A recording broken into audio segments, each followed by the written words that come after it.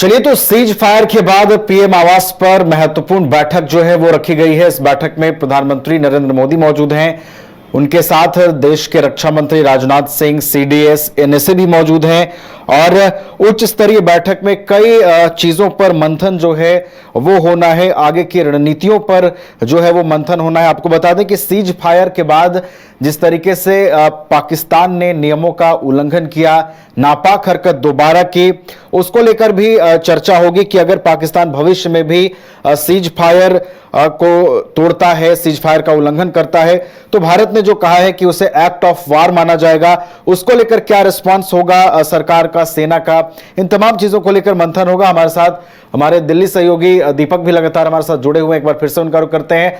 दीपक, बैठक से कोई अपडेट मिल पा रही है क्या? सीज फायर के बाद देखिए पीएम की ये बड़ी बैठक है, किन चीजों पर रणनीतियां बन रही होंगी दीपक? देखिए, बिल्कुल उच्च स्तरीय की बैठकें जो है पीएम आवास पे लगातार जो है वो जारी है। सीडीएस मौजूद है, एनएसए अजीत डोभाल मौजूद है, तीनों सेना अध्यक्ष जो है वो मौजूद है, राजनाथ सिंह जो है रक्षा मंत्री हैं वो मौजूद है। तमाम उन बातों पर जो है गौर फरमाया जा रहा है जो कि पिछले 24 घंटे में जो है बॉर्डर इलाके में जो है अभी तक घटनाएं घटी हैं। राजस्थान के जो बॉर्डर इलाके हैं वहां पे किस तरीके से जो हालात बने हुए हैं उसको लेकर सबसे पहले रिपोर्ट जो है वो पीएम को दी गई है। जम्मू में पिछले कुछ घंटों से जो हालात सामान्य हुए हैं उनको लेकर जो है रिपोर्ट पीएम को दी गई है। उसके साथ साथ जो आगे की जो रणनीतियां हैं उस पे जो है पीएम से बात की जा रही है। ऐसे में प्रधानमंत्री नरेंद्र मोदी ने भी तीनों सेना अध्यक्ष के साथ और एनएसए जो अजीत डोभाल हैं उनके साथ भी रणनीतियों पे चर्चा की है। आगे की रणनीतियों को कैसे जो है एक्सपेंड किया जाएगा उसको लेकर जो है बात हुई है। लेकिन ऐसे में ये देखने वाली बात होगी नवीन की अब जिस तरीके की स्थितियां निकल कर सामने आ रही है इस पे भारत की प्रतिक्रिया क्या रहने वाली है, ये एक बड़ा जो एक मुद्दा है वो बन चुका है। क्योंकि अभी कुछ देर पहले जो है वायुसेना का एक ट्वीट आया था, वो ट्वीट मैं आपको बता देता हूं कि वो ट्वीट जो है आखिरकार वायुसेना ने क्या किया है। उस ट्वीट में साफ तौर पे ये कहा गया है कि चूंकि ऑपरेशन अभी भी जारी है और इसीलिए समय आने पर विस्तृत ब्रीफिंग की जाएगी। भारतीय वायुसेना सभी से अटकलों और असत्यापित सूचनाओं के प्रसार से बचने का आग्रह करती है।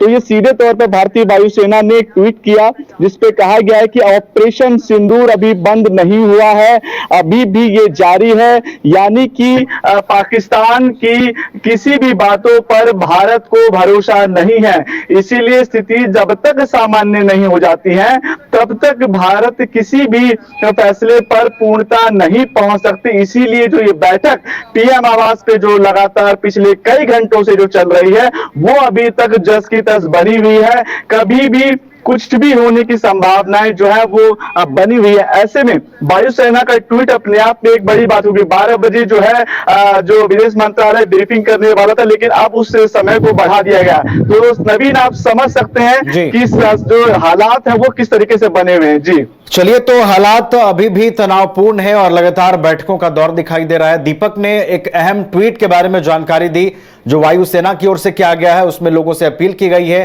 कि किसी भी भ्रामक चीजों पर यकीन ना करें। वायुसेना चूंकि खुद अभी ऑपरेशन को ऑपरेट कर रही है, सही समय आने पर तमाम जानकारियां भी साझा की जाएंगी। दीपक, एक और छोटी सी चीज आपसे समझेंगे।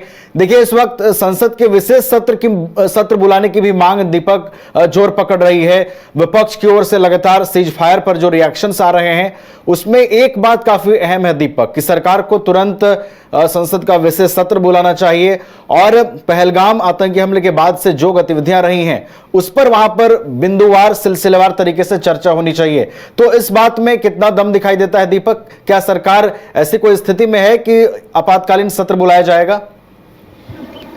देखिए, बिल्कुल आपको एक बात समझनी पड़ेगी कि आपके और हमारे पास सबके पास 24 घंटों का समय है और ऐसे में हमने देखा है कि पिछले 4-5 दिनों से लगातार प्रधानमंत्री आवास पर जो है कुछ उच्च स्तरीय बैठकें हुई हैं।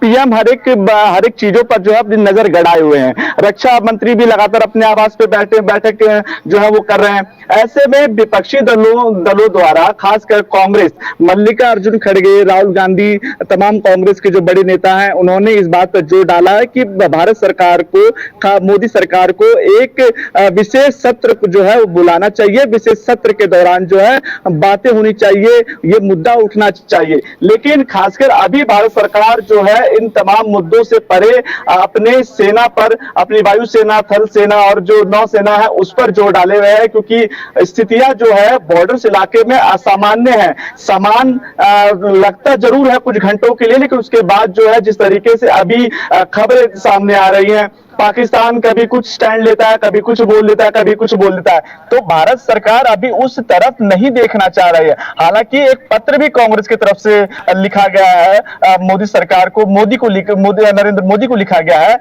कि इसमें इस पत्र में एक मांग की गई है कि मोदी सरकार तत्काल प्रभाव से एक विशेष सत्र जो है पार्लियामेंट्री में बुलाए, तमाम दलों को, दल जो है अपने संसद में जो है इस बात को उठाया जाए, सर्जिकल स्ट्राइक जैसे मुद्दे को उठाया जाए, पहलगाम आतंकी हमले को इस संसद के अंदर उठाया जाए। लेकिन सरकार अभी कुछ और दिशा की तरफ सोच रही है।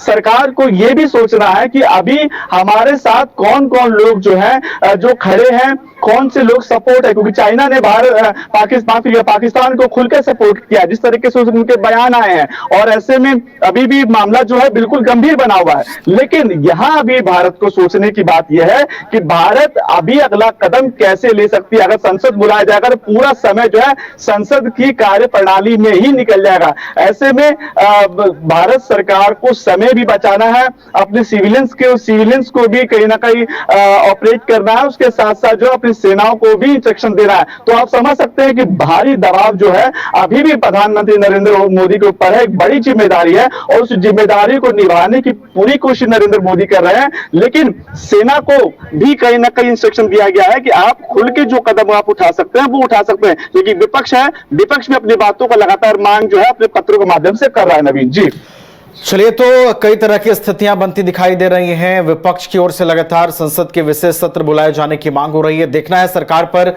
इसका क्या स्टैंड होता है। बहरहाल एक बड़ी बैठक, महत्वपूर्ण बैठक पीएम आवास पर जारी है। आगे की रणनीतियां तय हो रही हैं। वायुसेना ने भी ट्वीट करके स्पष्ट कर दिया है कि अभी भी ऑपरेशन जारी है और वक्त आने पर वायुसेना के ओर से और भी अधिक जानकारियां साझा की जाएंगी। बहुत बहुत फिलहाल आपका धन्यवाद दीपक, हमारे साथ जुड़ने के लिए, तमाम जानकारियां बैठक को लेकर हम तक पहुंचाने के लिए। गोल जहां 27 वर्षों के सफर में 17,000 से भी अधिक छात्रों ने डॉक्टर एवं इंजीनियर बनकर भरे सफलता की ऊंची उड़ान, जहां साधारण छात्र भी असाधारण सफलता प्राप्त कर बना रहे इतिहास। दूरदर्शी शिक्षाविद श्री विपिन सिंह के मार्गदर्शन में मेडिकल एवं इंजीनियरिंग के लाखों छात्रों के लिए आशा की किरण के रूप में गोल्ड रिजल्ट फैक्ट्री। अगर आप देश के किसी भी कोने में रहते हैं, अगर आप पटना आना चाहते हैं और घर जैसे रहने और खाने का आनंद लेना चाहते हैं, तो एक बार जरूर आए होटल डायमंटन। संपर्क करें 9572759746, 9031859981, 0612400158 एड्रेस अपोजिट विद्या संस्कार स्कूल, रंजन पथ, गोला रोड, बेली रोड, पटना 801503।